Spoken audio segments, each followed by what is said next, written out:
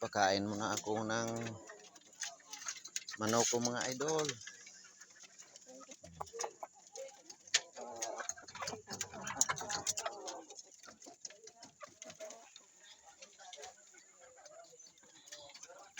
Ito. Bumili ako kanina ng tinatawag sa amin na bantam. Pero ito talaga, yung manok na tong maliit, Chinese chicken daw ito. Hindi ko alam kung anong tunay na pangalan nito. Ito, ayan oh. Yan, dahil i-breed ko yan sa sa labuyo ko. Yan, yan oh. Kain kayo diyan. Kaya yan, bumili ako kanina dahil ito kasi tinatapon naman nyo yung pagkain nyo. Yan kayo. Ayan. Ito sanang una kong naturuan. Itong labuyo ko na to. Ito sanang una kong natuturuan kung hindi ko ito inano doon sa kaibigan ko na parang nasangla ko ito ng 700. Pero sabi ko, dahil kasi wala na akong ibili ng pagkain nila, naisip ko, sabi ko, saan ba kukuha ng pambili ng pagkain? Kaya nag-offer naman yung kaibigan ko na sabi niya, yung na lang yung labuyo mo na mababa, kunin ko yun ng 700. Pero ang sabi ko naman, sige, tutubusin ko naman sa'yo ng 1,000 pag nagkaroon ako ng pera.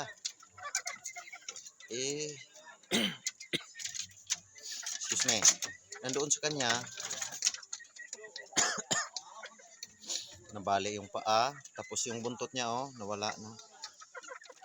Bagong palit na itong buntot niya Yan, kita mo naman lugon pa nga yan. Ito sanang una kong naturuan. Pero hindi ko siya naturuan kasi matagal ito naka-recover nagkaroon siya ng pilay sa paa. Tapos yung buntot niya wala na walang-wala na. Ayan bago yung buntot niya, bagong tubo yan. Yung isa sana, hindi pa sana yung maturuan ko. Ito, kasi ito.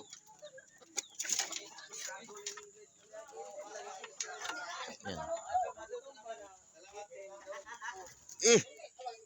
Lumilipad na tuloy yung babaeng labuyo ko. Yan.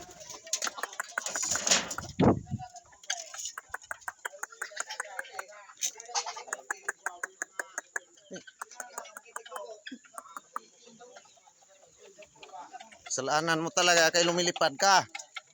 Hindi ka man lang magpantay. Yan. Kain kayo dyan.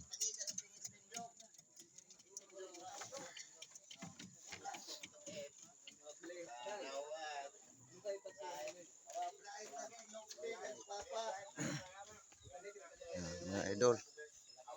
Papakain muna ako ng mga manok. Ito.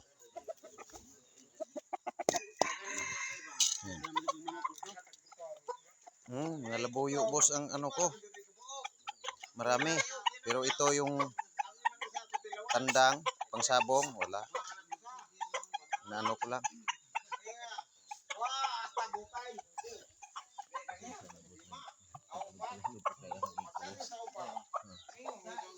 Kay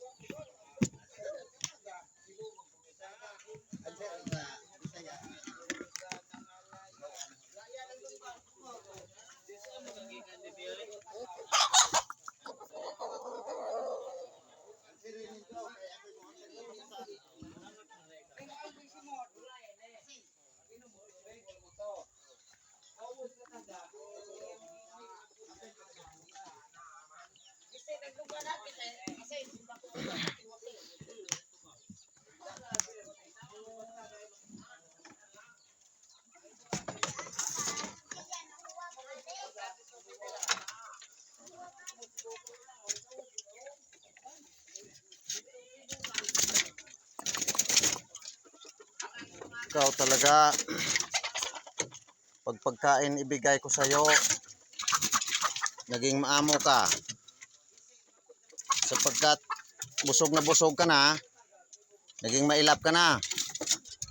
O yan, sige, itapon mo yung tubig mo. Wala kang mainom dyan pag itapon mo yan. Bahala ka na dyan.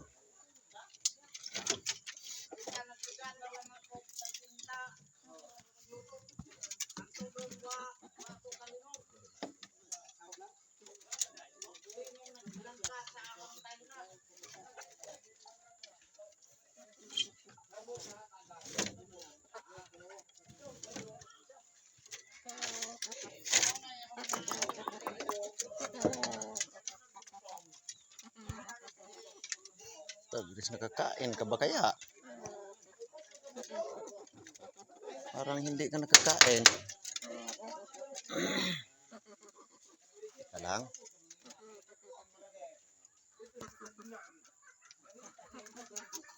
Halika.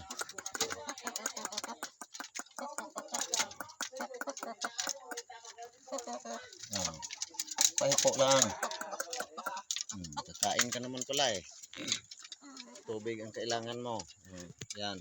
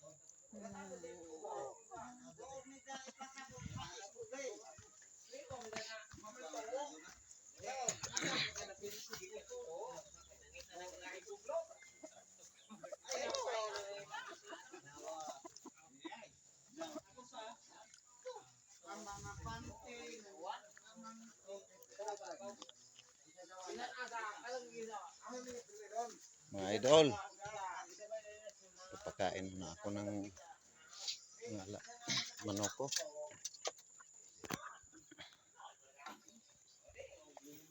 Nagkaroon ako dito ng ano dito idol, parang kaibigan ko na kasi natapos na yung ginawa namin ng pathway.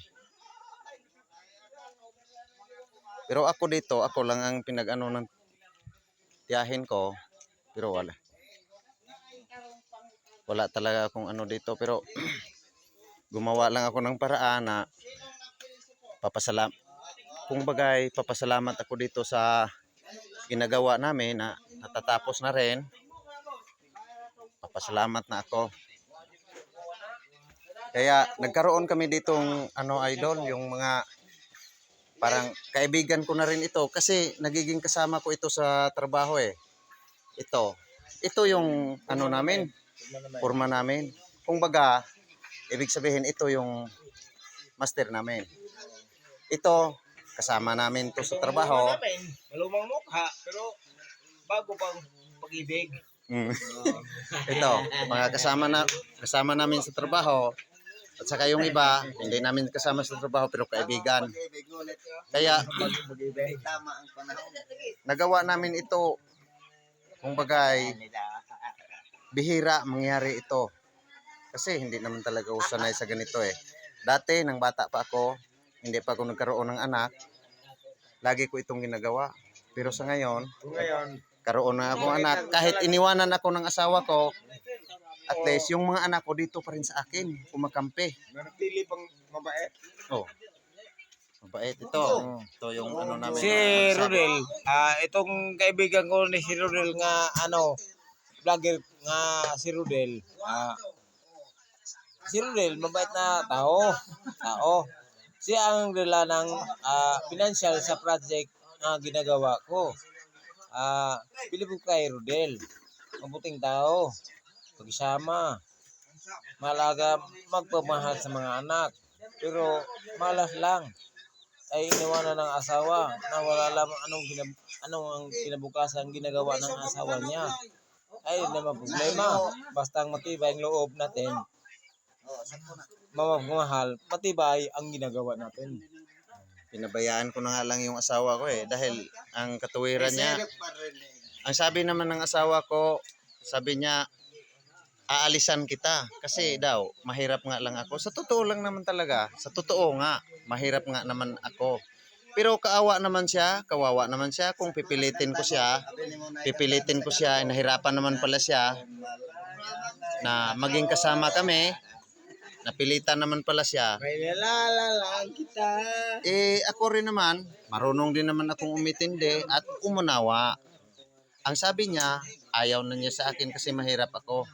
Kaya nga, madali ko lang tinanggap yon. Kahit masakit naman ang loob ko, ayaw ko sanang tanggapin. Pero naisip ko rin naman na sabi ko, bigyan naman natin ng kalayaan siya. Kasi nangarap siya na ayaw na niya sa akin dahil mahirap siya.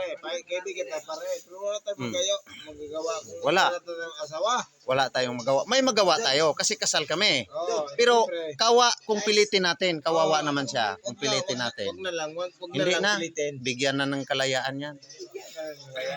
Baka naman magkaroon siya ng magandang buhay at baka sakaling maisip niya yung mga anak, maisip niya na si Rodel pala naghirap kaya iniwanan ko siya. Naghirap pala sa mga anak namin. Kaya bigyan ko siya ng Sana kunting tulong. sana pare. Pero sa ngayon, napag-usapan naman, nasabi ko naman yan sa inyo mga idol. At saka pati naman yung asawa ko, sana na may marinig mo at matingnan mo naman itong video ko. Sana na may huwag natin i-brainwash yung mga anak natin. Sapagkat ako, sa totoo lang, Ikaw nag-alaga.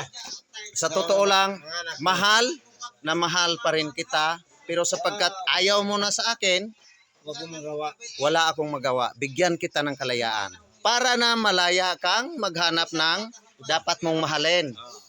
Kaya yung mga anak natin, sa apat nating anak, isa ang nagalit sa'yo. Pero tinuturuan ko pa rin ng magandang asal yung anak natin. Sinasabihan ko siya na, Huwag kang magalit, huwag kang magtanim ng samang loob sa nanay mo. Kasi magulang mo rin yan. Yan ang tinuturo ko ha. Magandang tinuturo ko sa mga anak natin. Pero sana naman, tigilan mo ako kung anong galit mo sa akin, tigilan mo ako. At yung anak natin, pabayaan natin silang mag-isip kung magmahal ba siya sa akin bilang isang ama niya. Pabayaan din natin silang mag-isip kung magmahal siya sa'yo na bilang isang ina. Yan lang ang hiling ko sa'yo. Huwag tayong magsiraan. Kasi ayaw ko yung ganon. Sana'y mamumuhay tayo sa ilalim ng kahirapan. Mamumuhay tayo na manatili tayo na maunawain. Yan. Ang hiling ko sa'yo. Mahal pa rin kita. Hanggang ngayon, hindi ako naghanap, pero may iba ka namang mahal, hindi, papatuloy mo na yan. Ayos ko na yung boss. Kirila. Ayaw kita. Mga idol, Boss, boss, kunin mo na ang hanggang dito na lang ang video ko at sa sumasama at nanonood ng video ko, maraming salamat. Sa iba pang mga viewers, kahit 1 year na akong nag-vlog, hindi pa ako papayag na tawagin nila ako sa mga kaibigan ko vlogger. Hindi pa ako promoter na magiging vlogger kasi 1 year na ako pero wala pa akong naramdaman. Hindi pa nagpaparamdam sa YouTube kasi priority ko talaga yung mga ina-upload ko doon sa YouTube talaga. Pero dito sa Facebook, may ina-upload ako kunti pa lang. Kasi doon ako na sa YouTube.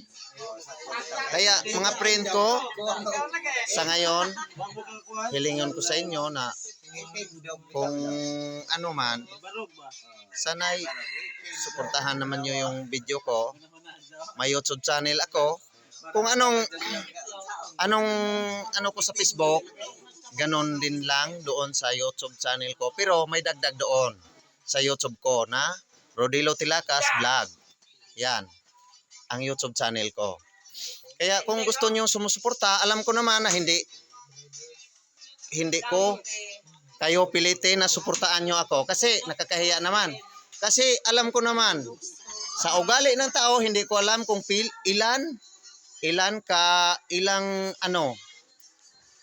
ilang klase yung mga ugali ng tao. Kahit ba naman, kamag-anak ko or kaibigan ko, kapatid, kung ayaw nilang magsuporta sa video ko, alam naman nila na nag-vlog ako, kung ayaw nila sumusuporta, hindi ko sila pinipilit. Kasi alam ko talaga, may ugali tayo eh. May isa't isang ugali tayo. Kaya hindi ko pinipilit at nahihiya akong anyayain ko kayo na i-like, i-share, at i-follow yung channel ko. Oh. Kaya hanggang dito lang ang video ko at maraming salamat sa nagsubaybay. Thank you for all. Thank you all. God bless. Salam.